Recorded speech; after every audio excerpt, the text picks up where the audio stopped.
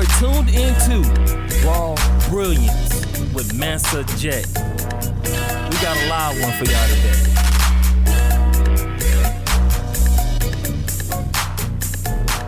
So, you went back home this past weekend, right? Yeah.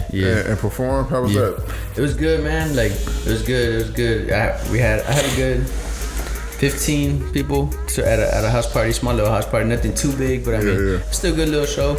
And a good amount of homies that hadn't seen me, like never seen me perform, because I don't do many shows on Laredo. All my shows mainly are here in Austin. Mm-hmm. So that was good for them too. Like, it's always good to have your friends there, like how we were talking last time, how your friends help you.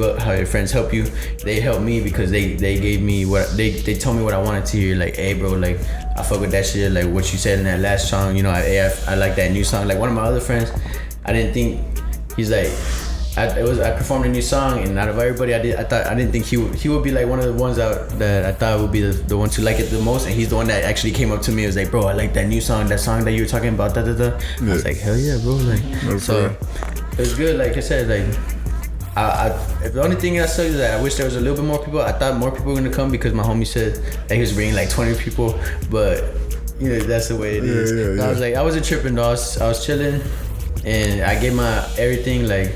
And people know I gave my everything. Like everybody, whoever was there, they saw me give my everything.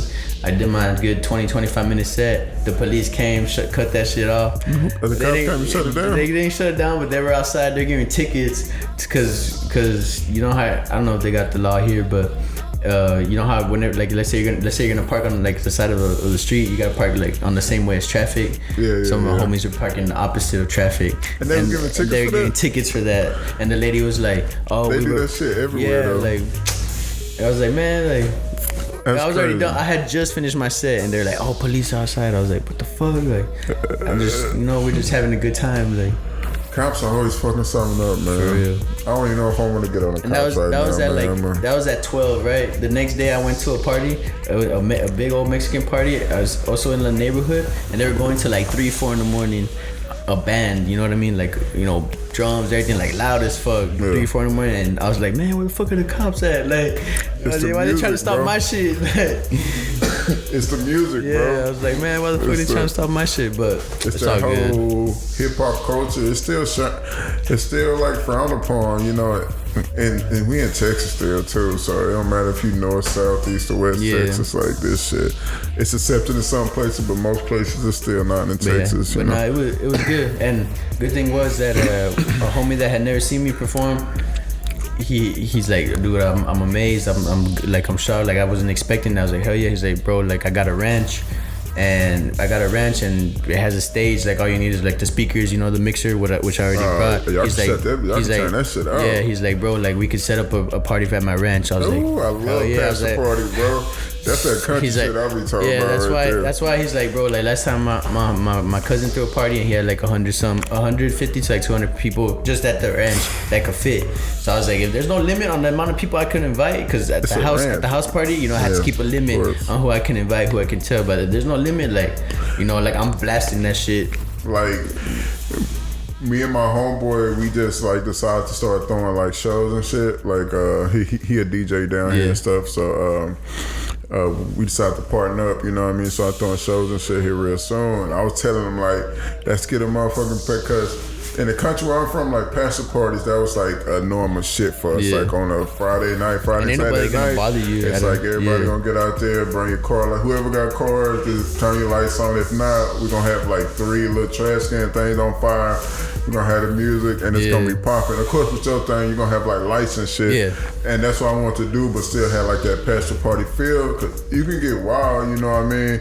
Just have security there too, you know? Yeah, no, like, but and that's the main thing that I liked about going there. I was like, okay, I got at least somebody that believes in me, and now they got a bigger spot that I could go at, and now there won't be no problem with no cops, and now I could have as many people as I want there, and we're gonna have even a better time. And then now I'll have more time to plan it, because the show I did over here in Laredo, I just planned it less than a week before I went. I was just like, nah, fuck it, I'm gonna just do a show, you know, I'm gonna just throw a little party, do a little show, have a good time, you know, have a good night.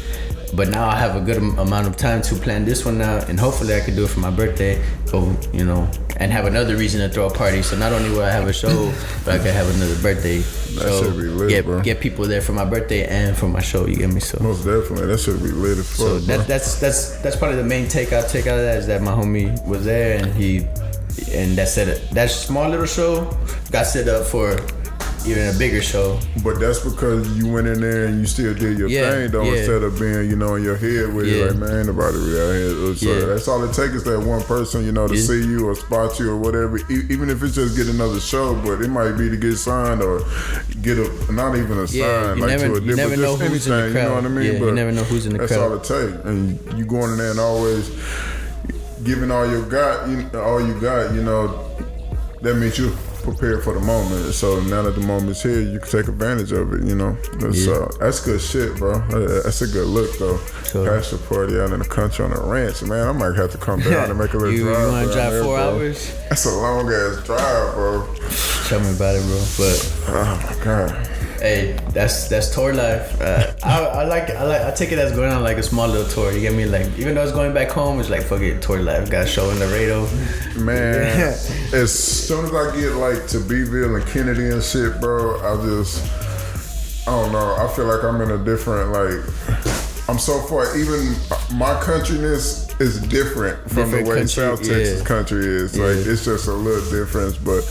It's still cool. I still got an older brother that stay down there, so I gotta go. I'll be going there. I got nieces and nephews down there and stuff.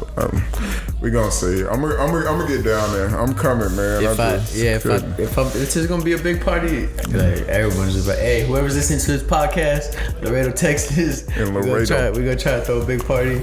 We're gonna turn that shit out on his birthday, which is when your birthday? August. It's in August? August. So end August? End of August. Oh, y'all can do a back to school thing for the college students and shit. That shit'll be lit. Back to school, birthday show. Shit. All 3 things. Man, that's extra drunk. That's drunk on top of drunk on top of drunk. Goddamn. I'm all about that. I gotta stop drinking, man. That's bad. Y'all don't listen to me, man. Oh, man. So the scene you like down there, it was still like the same as you remember though. Is it growing into you? It's always changing, man. Always changing. Like that's the good thing. That's the good thing about it, man. That's the good thing about there is that all that money that comes in through import export, we just give it back to the city. You get me? So like now there's not just one. Like there'll be one high school, right? But that high school has to be split into 2 high schools: a 9th grade campus. And then the rest of the 10th, 11th, 12th campus. Okay, that happens that started like 3 times. There's like a 6th grade campus and then like a 7th and 8th grade campus. So that's how big the city's getting that they can't even fit the right amount of kids in that school that they got to separate the kids by grades, and then they gotta separate. They gotta have 2 high schools just to make 1 high school.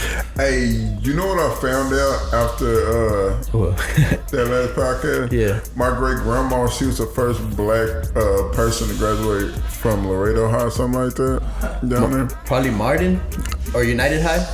I don't know. Those are like the two oldest schools there, like United High School. I don't know, bro. Martin High School. All I know is I was talking to my mom.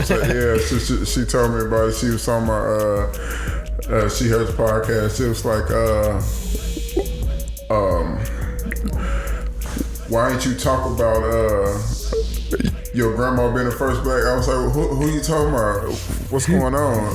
Whatever. She was like she was really upset with me. I was like, first of all, how did you even hear it? Because I remember I sent it to my brother. I was asking if he could hear it properly because the mic shit or whatever. Yeah. I was asking him if he could hear it properly or whatever before I posted it or whatever. And I guess he was playing it. My mom was in there and he heard the part when I was talking about how my great grandma was she was a teacher. Yeah, you told me that.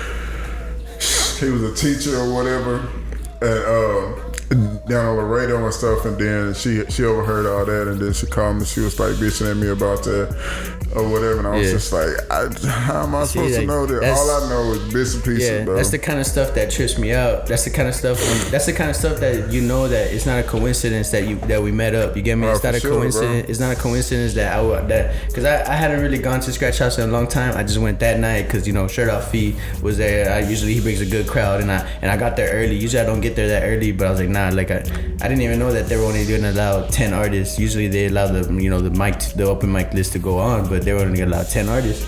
So I got there early, signed up, and then you happen to be there.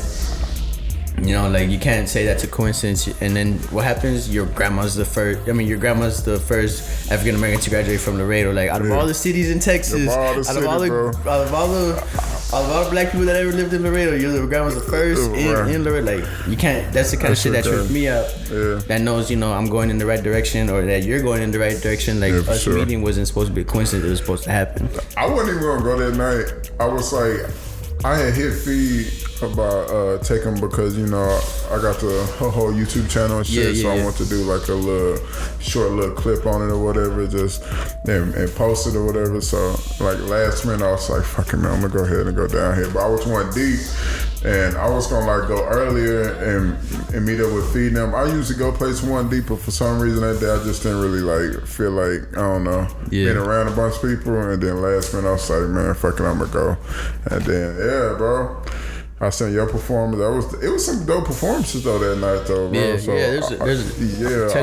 I'm telling you, it's just bound to happen where new artists are from Austin, Texas. New artists from Austin, Texas. New artists, like you're just gonna be hearing that, like it's gonna be crazy.